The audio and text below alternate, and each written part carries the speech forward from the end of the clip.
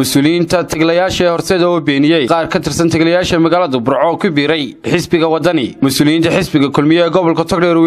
weelinayaan mukilayaasha iyo qaar ka tirsan wadayaasha gaadiidka taglaha ee magaalada Burco ayaa beeniyay warar ka sheegaya inay ku biireen taglayaasha xisbiga wadani sidoo kalena dhaliilo soo jeediyay maamulka iyo kan degmada Burco mukilayaasha taglayaasha iyo mas'uuliyiinta xisbiga kulmiye oo isku soo baxay afaafka hore xisbiga kulmiye ayaa sheegay in taglayaasha ururka horseeda ay ka tirsan yihiin xisbiga talada dalka ee kulmiye waxayna tilmaameen maamulka gobolka Togdheer ka degmada Burco Aamina Saalo kamid ah mas'uuliyiinta xisbiga kulmiye qaar kamid ah taglayaasha ayaa halkaas ka hadlay waxaan hadladoodii kamid ah sida tan waxaan u sheegay xisbiga wadani waxa la yiri midcaaya laguma meermeere geedkaas midhale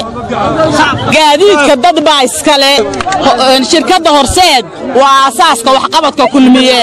ayay kamid tahay marka ugu horeysa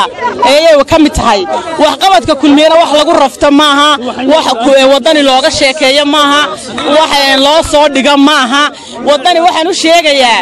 waxa la yiri halugooy waraabow libax kuma leeliyana badanaa gaadiidkii shalay meesha iskaashatada aynaanay bariga ahayn ay been abuur ahayd taasi ayaan halkan gaadiidka magaca sheegay magaceedii ma aha annagu istaashada horseed baan leeyaa magaca way iska sheegteen dhammaanna waxaanu taageersanahay xisbiga kulmiye waxaanu leenahay dadka doonaya inay magacayaga ku baadhaana annagu waxaanu nahay dad la yaqaan oo leeyahay horseed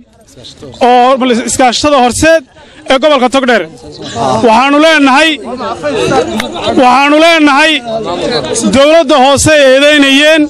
waa kuwa maanta loo dilaaciyay laamiyada tigii shalay tan annaga iskaashatada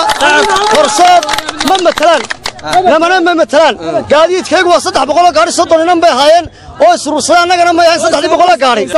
waan taageersanahay waan ku kalsoonahay wax qabadkan ku kalsoonahay mar maayirkayga ku kalsoonahay baro saaban ku ma waxa weeye hadaanu nahay dadka gaadiidleyda ee bajaajta waxa weeye waanu soo dhaweynaynaa walba xisbiga kulmiyaanu kamid ahayn maxamed muraad waa gudoomiye degmada waxaan u maraynayaa bilaa rafla dabadii deewaanka ugu waxbad qabadka badnaa magaalada wadooyinka waxaan leenahay waanu ognahay waanu kugula shaqaynaynaa annaguna waanu kula shaqayn